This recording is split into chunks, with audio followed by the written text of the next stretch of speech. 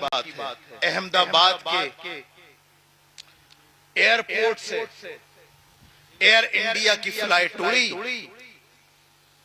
बड़े बड़े ख्वाब रचाए हुए सारे पैसेंजर चल रहे हैं।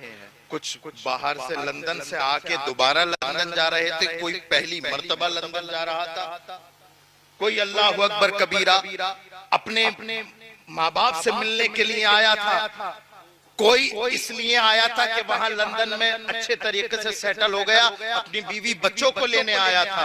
मेरे प्यारों, न जाने कितने कितने ख्वाब उन्होंने अपने जहनों में सजाए और कौन कौन से ख्वाब लेकर के वो फ्लाइट की सीटों पर बैठे। 252 पैसेंजर उसके अंदर थे, 242, और वो उड़ा मुश्किल से 10 से 15 मिनट के दरमियान 600-700 मीटर की दूरी पर जाकर के वो विमान गिर गया। और हालत ऐसी है, अल्लाह अकबर कबीरा। हम दुआ करते हैं कि अल्लाह सब्र अता फरमाए उनके घर वालों को, उनके घर वालों को सब्र दे। हालत ऐसी है, ऐसी हालत है कि शनाख्त की कोई सूरत नहीं बची है, सारी बॉडी जल गई, पहचान खत्म हो गई। अब एक आसान तरीका ढूंढा गवर्नमेंट ने कि डीएनए टेस्ट के जरिए बॉडी की शनाख्त होगी। मेरे प्यारों, जिंदगी का कोई भरोसा है? क्या क्या ख्वाब लेकर के उड़े थे वो अहमदाबाद एयरपोर्ट से, और अभी एयरपोर्ट की हदें पार भी नहीं की थी। और एक सामने हॉस्टल था डॉक्टर्स का, और वो डॉक्टर अपने खाने के लिए कैंटीन में आए थे। उन्हें भी क्या खबर थी, अपनी अपनी प्लेटों में खाने सजाए हुए खाना लेकर के कोई अपने घर से बात कर रहा था कि अम्मी आज मुझे खाने में ये मिला। कोई अपनी बहन से बात कर रहा था कि मेरी बहन आज खाने में बड़ा लजीज खाना। मैं धर्मनिरपेक्षता की बात कर रहा हूँ, इंसानियत की बात कर रहा हूँ।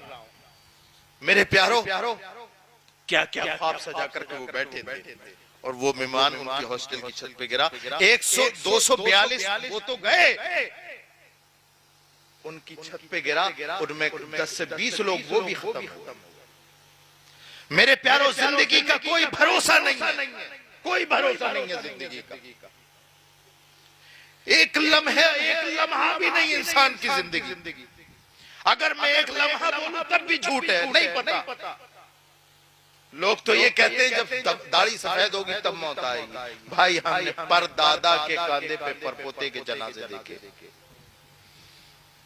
कोई तरतीब नहीं है जाने की, कोई भी पहले जाए।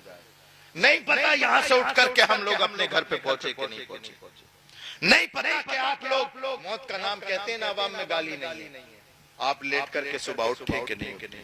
मेरे प्यारो, आओ इस हसीन माहौल में रसूलुल्लाह के जिक्र के दामन में आज हम सिद्क़ दिल से तौबा कर ले। मौला, हमसे जितनी गलतियां हुई मरने से पहले माफ फरमा। मौला, आइंदा आप गुनाहों से दूर रहेंगे। मेरे प्यारो, दुनिया में न जाने कितने लोग घूम रहे हैं कि आओ हमारा दामन पकड़ो, हम तुम्हें जन्नत में ले जाएंगे, आओ हमारे सिलसिले में दाखिल हो जाओ, जन्नती बन जाओ। और पीर तो पीर,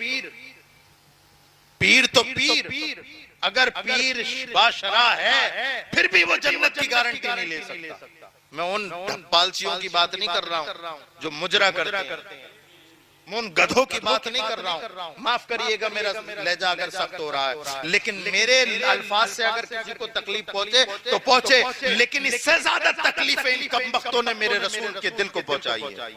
इन्होंने रसूलुल्लाह के दीन के नाम पर जो खुराफात मचाई है, और पीर बाबा बनकर के, पीर बनकर के जो है अवाम अहले सुन्नत का सत्यानाश किया है, अल्लाह अकबर कबीरा। आज अहले सुन्नत का ज्यादातर तबका इन्हीं लोगों की वजह से बर्बाद हुआ जाता है। पीर बनने के लिए 4 शर्तें हैं। सबसे पहली शर्त यह है कि वो अकीदा अहले सुन्नत रखने वाला हो, सुन्नी सही अकीदा हो। न जाने इस उम्मत के तकरीबन 50% से ज्यादा पीर इसी शर्त पर खड़े नहीं उतरते और अपने आप को पीर कहते हैं। अगर उनका आप पर टटोलो, अहले बैत और सहाबा को गालियां देते हैं।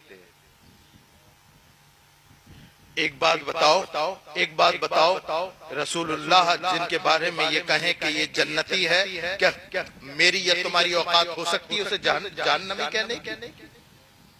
रसूलुल्लाह ने फरमाया अबू बकर जन्नती है, उस्मान जन्नती है, अली जन्नती है, उमर जन्नती है, तलहा जुबैर जन्नती है।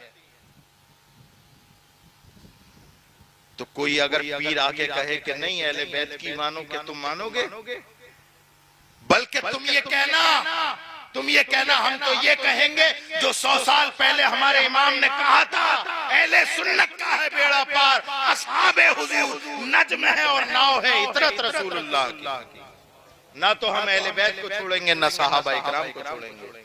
नबी के साथी जो नबी के हर जंग में शरीक रहे, जो रसूलुल्लाह के सफर व हजर के साथी। तो पहला पीर बनाने से पहले उसका अकीदा टटोल लो कि वो अहले बैत की आड़ में सहाबा को तो गाली नहीं देता है, सहाबा की मोहब्बत की आड़ में अहले बैत को तो कहीं जलील नहीं करता है। ये अकीदा छान लो। और अगर ये अकीदा सही बैठे तो दूसरी शर्त देखना कि वो आलिम हो। आलिम होने का मतलब यह है कि वो जरूरियात के मसाइल किताब से मुस्तंबत करता हो और निकाल लेता हो। तीसरा ये कि वो फासिक़े मौलिन ना हो कि पीर साहब है और दाढ़ी गायब, पीर साहब है और तमाम इतने लंबे लंबे सुरमे और इतने मोटे मोटे मोतियों की माला और 10 उंगलियां 12 अंगूठी। ऐसा लगता है इंसान नहीं, नांदिया बैल खूंटा तोड़ के भाग गया। इंसान ही नहीं लगता। और अपने आप को कहते हैं कि हमारे मुरीद हो जाओ, हमारे मुरीद हो जाओ। पहले अपना खोपड़ा तो संभाल लो। रसूलुल्लाह सल्लल्लाहु अलैहि वसल्लम ने कोई सा भी पीर हो रसूलुल्लाह के इरशाद से आगे नहीं बढ़ती। और अगर कोई ये कहे ये तरीकत है, ये शरीयत है, तो उसे बताओ रसूल पाक सल्लल्लाहु अलैहि वसल्लम की निस्बत से तरीकत भी है और शरीयत भी है। और रसूलुल्लाह ने हमें बता दिया है कि शरीयत क्या है और तरीकत क्या है। ना तो